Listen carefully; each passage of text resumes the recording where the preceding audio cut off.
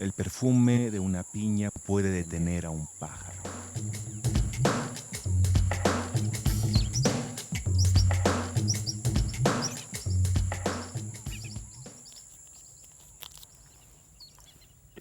Perdónenme, yo sé que esto es de muy mala educación, pero es para paliar el hambre. Muy buenas noches, yo soy Nicolás Alvarado, esto es Reverso, y esto que me estoy comiendo, como podrán ver por esta envoltura que tengo aquí, es un chicle. Bueno, ¿por qué me estoy comiendo un chicle? Bueno, porque estoy masticando un chicle, porque no hay que comerse los chicles, niños. Porque este programa va a ser sobre la comida, un tema que ustedes dirán a priori, pues bastante prosaico, pero les demostraremos en la próxima media hora que la comida tiene muchos avatares poéticos. Por ejemplo, ¿qué más poético que todo el influjo tropical de las frutas que aparecen en muchos de los poemas de Carlos Pellicer? A partir de ellas, Mónica Patiño, esta reconocida chef mexicana, nos dará un plato dedicado a Pellicer y a las frutas. Además trataremos desde luego de comprender quién fue Carlos Pellicer como poeta. Para esto nos ayudarán la también poeta Natalia Toledo y el escritor y editor Ricardo Cayuela. Por otra parte estarán como comensales David Lida, ensayista, cronista, periodista, y además José María Espinaza, poeta y editor de poesía, de buen diente los dos por cierto. En nuestro poema gestual, en donde nosotros le damos un poema, le proponemos un poema a un actor para que lo interprete con, digamos, caras y gestos, Diego Jáuregui actuará ese gran plato poético que es François Villon. Además de todo esto, tendremos por supuesto nuestras gustadas animaciones tipográficas con el trabajo de tipógrafos mexicanos que están aportando al mundo de las fuentes de las tipografías buenas cosas desde nuestro país. Y ahora, para empezar, para abrir boca pues a manera de aperitivo, lo que tenemos es un reportaje para comprender qué es la comida. Buen provecho. Me encanta comer con las manos, ¿no? No, lo normal es que lo hagas, a menos que no que sea imposible. Pero desde mi recuerdo más emocionante inicial, que es con mangos, una de las partes centrales de la experiencia era el tacto y la embarrada. Aromas que nos seducen, sabores infinitos, bocados que crujen, se despedazan y se multiplican. ¿Por qué motivo habría que privarse de todo ello? El principal error que la gente comete es dejar de comer. O sea, alguien puede comer 2000 hasta 3000 calorías y no hay ningún problema. O sea, el problema no son las calorías, sino únicamente balancearlo. El balance debe de ser de todo el día, ¿no? No nada más de a la hora de la comida, a la hora de la cena, ¿no? Sino hay que incluir todo, ¿no? Hay que incluir frutas, hay que incluir cereales, hay que incluir leche, algún tipo de lácteo, hay que incluir las proteínas, o sea, las carnes, hay que incluir fruta, hay que incluir verdura, hay que incluir todo dentro de la alimentación. No se descarta ningún alimento. Curiosamente, la manera de explorar y aproximarse a los alimentos hace que estos nos resulten irrelevantes, placenteros o hasta peligrosos.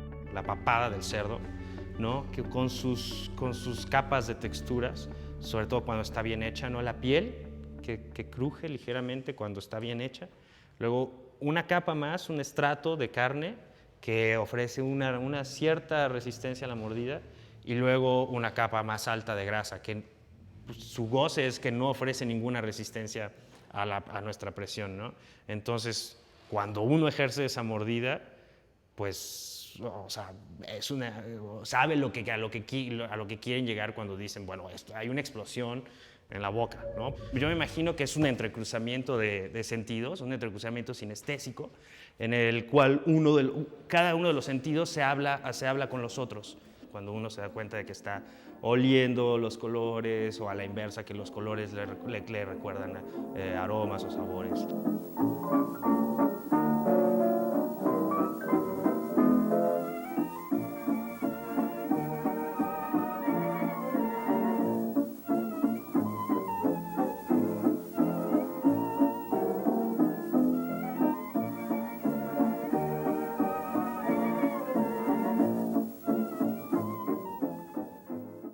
No siempre lo que nuestros ojos ven y se nos antoja es lo que sirve. Cuando yo me imagino, no sé, un pastel de queso, el simple hecho de yo estármelo imaginando hace que se me antoje. Pero eso no quiere decir que es lo que mi cuerpo necesita en ese momento. Pero el estómago es quien te dice realmente lo que necesita. Únicamente es aprender a escuchar el cuerpo. El postre que yo elegiría sería la crema, el flan, ¿no? Con un caramelo quemado encima, ¿no? Con azúcar quemada encima.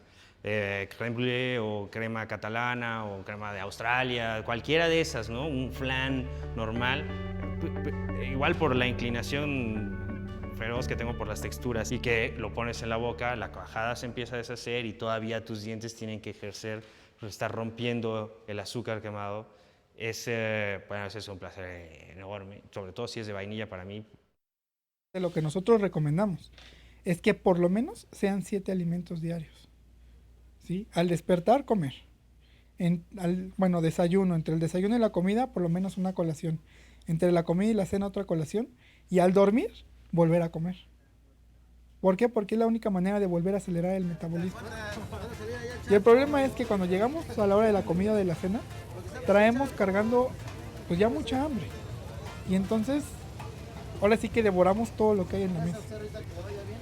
El chiste de comer a cada rato es que cuando uno llega a la hora de la comida o de la cena, coma lo que le gusta, pero lo coma, pues así, hasta saciarse, ¿no?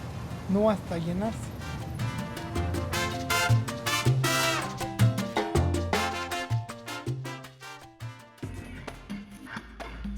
Brasil, masticado en la caliente sabrosura del maní.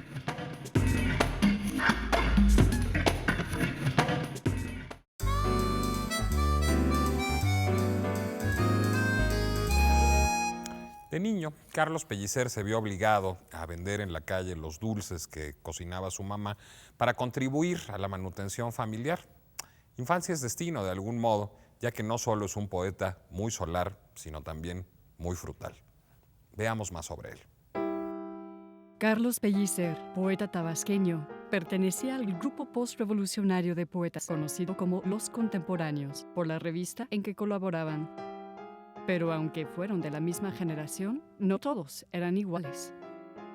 Si tú estudias la poesía de Pellicer y la comparas con la de Villaurrutia o Gorostiza o el propio Cuesta, lo que descubres es que en Pellicer hay una vocación por el paisaje, por el mundo exterior, por la mirada abierta hacia afuera, que se contrapone a esta idea de sus compañeros de generación de construir una poesía intimista, racionalista, reflexiva, de alcoba, como decía el propio Villaurrutia, ¿no? Por eso pienso que somos cercanos a él, porque todavía es una como poesía que está cerca de la naturaleza, que se fija en el color del cielo.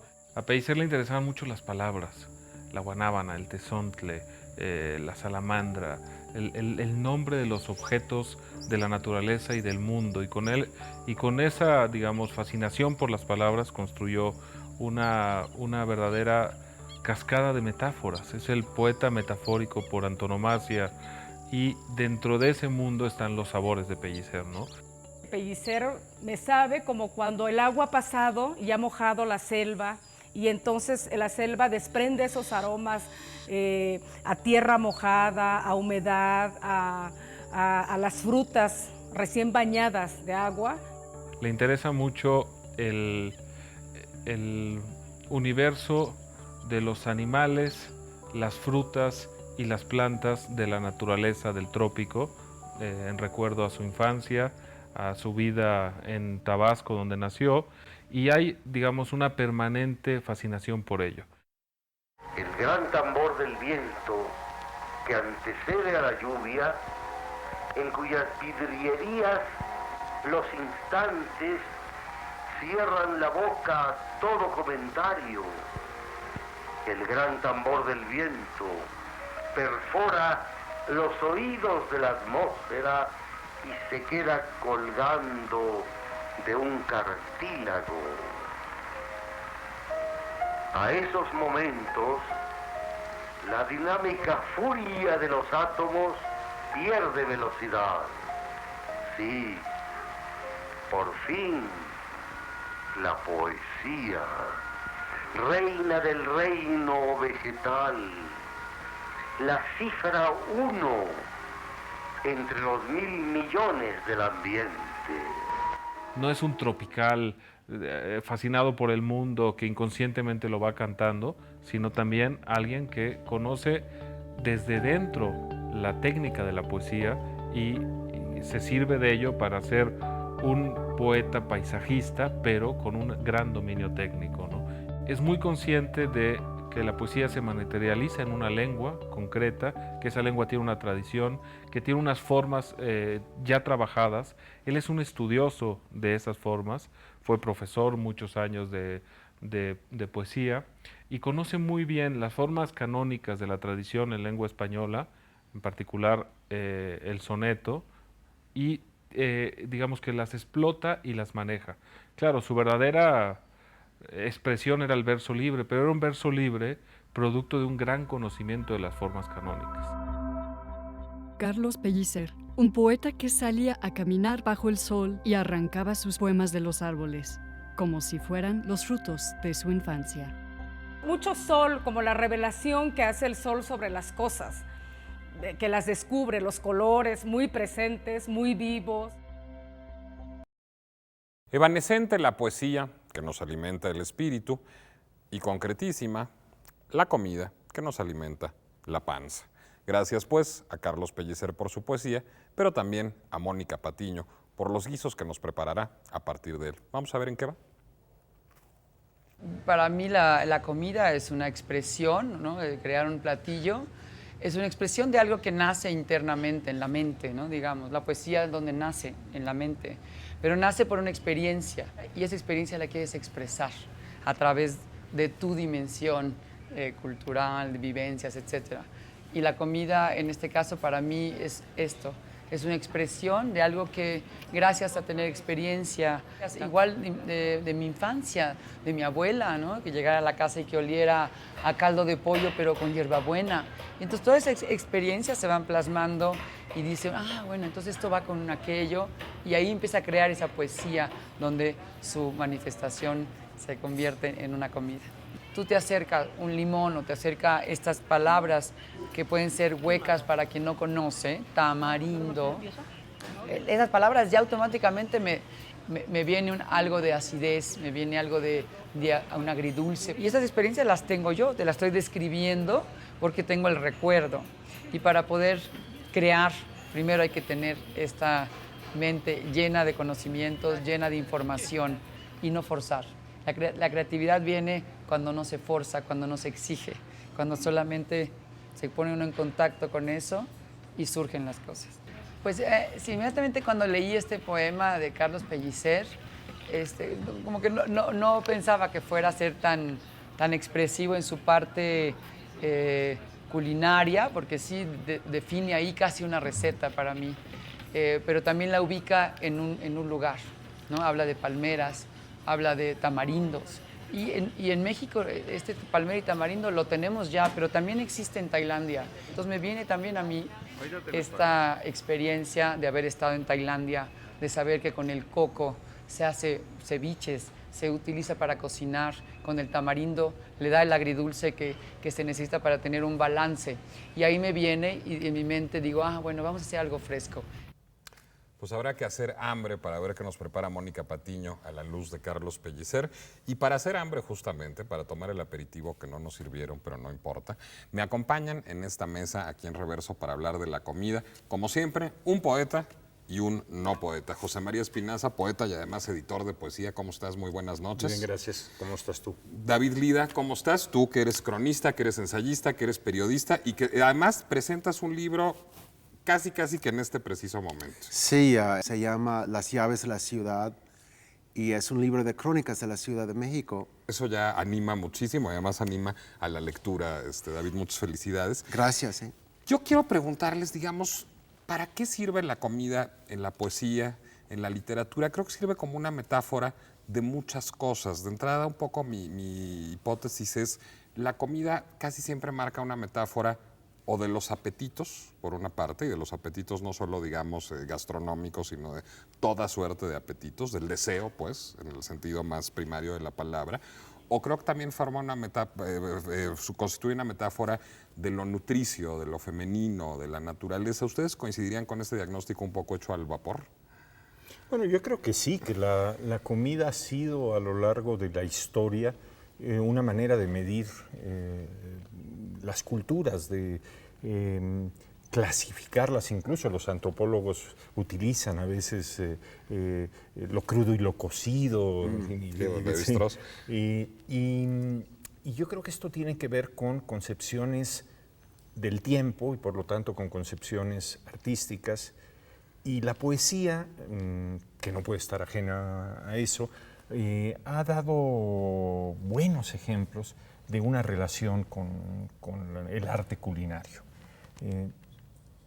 Esto ocurre de muchas maneras. Por ejemplo, hay recetarios escritos en verso por escritores de alto renombre. O directamente en la práctica, ¿sí? Uno tiene muchos amigos a los que les gusta cocinar y que hacen del cocinar una manera de relacionarse. En las novelas y los cuentos, a mí me parece que un escritor puede decir mucho sobre un personaje cuando describe lo que come. Y de hecho, cuando leo un cuento o una novela y hay una escena en que la gente come y el escritor no pone lo que los personajes están comiendo, me siento engañado, me siento que me está negando información importante sobre su personaje. Bueno, lo que pasa es que la comida, digamos, es un indicador de posición social de entrada, es decir, depende en qué, digamos, segmento de la sociedad se coloca el personaje para saber qué come, pero también es un indicador de temperamento, de personalidad, ¿no? Es decir, ahora que estamos viendo a Mónica Patiño trabajar con los poemas de Pellicer, bueno, pues Pellicer se explica mucho también a partir de las frutas que aparecen en su poesía, es decir, la relación de Pellicer con el trópico exuberante se da casi a partir de la comida, ¿no? Pero también por una cosa que se toma poco en cuenta y que a la poesía le ha hecho daño. La historia de la poesía nos ha llevado a creer que el poema es una cuestión individual, en soledad, en el refugio de la Torre de Marfil o como se le quiera llamar, ¿no? Mientras que la comida nos indica que el arte es un acto social. Pellicer lo estaba haciendo todo el tiempo con las guanábanas, ¿no? Esos frutos llenos de sol. Las sandías Y utilizándolo a veces como mecanismo de hallazgo poético. David, tú que eres ahora un escritor mexicano, pero que alguna vez fuiste un escritor estadounidense, que conoces bien las dos culturas, ¿tenemos relaciones, y no solo en términos literarios, sino en términos sociales, distintas con la comida de las dos culturas? A mí me parece que aquí en México la gente disfruta la comida mucho más que allá. Por ejemplo, allá es muy común que en el día la gente come su comida en su escritorio mientras trabaja, un sándwich, algo aquí. Algo que me fijé muy fuertemente cuando llegué a la Ciudad de México para vivir es que la gente que come en puestos de tacos come muy lentamente el taco y también con una delicadez, a veces con el dedo puntado. Como indicaba Abel Quesada. Que me impresiona. Y llegué a la conclusión que el mexicano disfruta más su comida que el gringo. Chema, ¿los avatares poéticos de la comida son unívocamente felices? Es decir, en la poesía, es decir, ¿siempre se canta la comida y el placer de la comida o tiene un lado terrible la comida o ominoso? No, yo creo que parte de, no de una felicidad, sino de una alegría. En el caso de la comida, yo creo que tiene que ver con esto y esa parte gozosa, festiva, lúdica, alegre, nos puede llevar por caminos insospechados. Ustedes recordarán una de las obras maestras del cine, La Gran Comilona, cómo empieza y cómo acaba, ¿sí? Entonces, plantea muy bien el trayecto de esa parte lúdica que va a descubrir la muerte. Hay una tentación del abismo en la comida, digamos, del exceso dionisiaco. Así es. Yo soy un buen ejemplo de ello. Señores, muchísimas gracias por habernos acompañado en Reverso. David Lida, José María Espinaza, muchas gracias por haber venido a abrirnos el apetito, no solo gastronómico, sino poético también esta noche. Quizás ustedes hayan oído hablar de un restaurante francés muy famoso y muy justamente celebrado que se llama Taillevent. Bueno, pues ese restaurante se llama así en honor quizás del más grande cocinero de la historia de Francia, justamente de Taillevent, sobre quien François Villon escribió un poema. Vamos a ver que Diego Jáuregui nos lo interprete en nuestro poema gestual.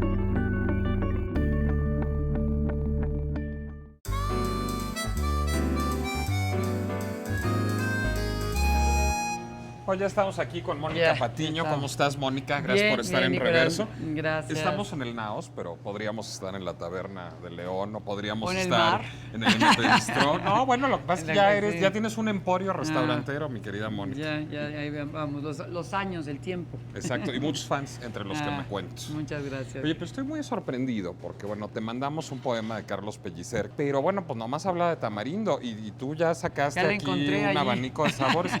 ¿Cómo pasaste, digamos, de esta pues, loa feliz al tamarindo que hace Pellicer a imaginar todos estos sabores además? Pues de alguna manera son como familias. O sea, el tamarindo no lo vemos solo, ¿no? Dices, bueno, ¿el tamarindo con qué va? Y él hablaba de palmeras. Entonces, bueno, pues metí la leche de coco. Y entonces, ¿qué vamos a hacer con este contraste? Pues la leche de coco es más amable y el tamarindo es más agresivo. Entonces, vamos a hacer un contraste con estas dos, sin mezclarlos, pero ahí los vamos a poner separados, que vayan dando. Y luego la parte hablaba de la agrilimón.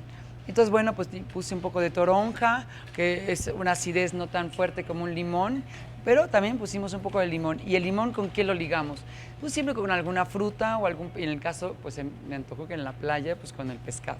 Bueno, ¿y qué hiciste con todo eso? ¿Cómo se llama el plato de entrada, Mónica? Ese sí que no le puse nombre. Es un plato Pellicer Patiño. Eso, sería un pepe. Me parece muy bien. ¿Y este pepe qué lleva? Pues mira, conseguimos un poquito de salmón que está muy fresco. Y vamos a hacer una especie de sashimi o tiradito. Entonces lo vamos a empezar con unas laminitas de jícama, que también es una cosa fresca, se presta muy bien. Vamos a poner una base y ahora lo que vamos a poner encima son rebanaditas de pescado. Ok. Y lo que vamos a ir haciendo ahí es ya integrando con 3 rebanaditas de salmón y ahora vamos a poner esmedregal. El esmedregal, su característica es que tiene la carne muy maciza. Y como está fresco, lo ves, el dedo no se marca, no se queda ahí atorado, ¿no? Okay. Entonces, bueno, lo que le sigue después, aquí tenemos ya el camarón, que es una técnica que se llama aguachile, que nada más el camarón crudo aplanado y lleva limón, cebolla morada y le pusimos pimienta de Tabasco, también haciendo referencia al maestro Pellicer. ¿Y luego? Ok, lo primero es proteger a los pescados de lo agridulce. Vamos a ponerle un poquito de aceite de aguacate. También le va a dar un aroma muy bueno. Le vamos a poner la sal, que es una flor de sal de Cihuatanejo. Y luego le vamos a poner aquí, a un lado, un poquito de toronja, gajitos que ya están listos. Vamos a exprimir ahora sí el limón directo a los pescados. Le vamos a poner, ¿por qué no?, un poquito de chile. Este es un chile serrano. Okay. Y luego tenemos colitas de cebolla de cambray, que también nos va a acompañar el plato y le empieza a dar como acentos. Wow. Vamos a poner también aquí el aguachile de un lado y usamos este color de la cebolla morada para dar un toquecito. Ahora, el aceite de aguacate nos va a servir también para hacer aquí un dibujito y ahora vamos a usar el tamarindo y vamos a ponerle unas gotitas de leche de coco. Leche de coco, tal cual. Tal cual. Para terminar, se me ocurrió la cáscara del mismo camarón, freírla, ponerle un poquito de sal y aquí tenemos un platillo de contrastes y eso es lo que yo sentí cuando leía el poema, ¿no?, de Pellicer. Es una sinfonía de sabores. Sí, esperemos que combine. ¿Se vale probar? No, por supuesto. Eso ya lo vas a decir. ¿Qué debería de comer todo junto? Yo sí lo haría todo junto. Todo como que... junto. Vamos a hacer el intento, a ver. Aquí no se vaya la jícama con el esmedregal, exacto, con un poquito de toronja, con el tamarindo por acá. Y la cascarita yo le haría esto, la colita. Aparte. La colita aparte. A ver qué tal nos va. Mónica Patiño, este ha sido uno de los momentos más felices de Reverso. Te agradezco mucho. Gracias, provecho. He hecho un plato a partir de Carlos Pellicer. Vámonos porque yo voy a seguir hablando con la boca llena. Esto es Reverso.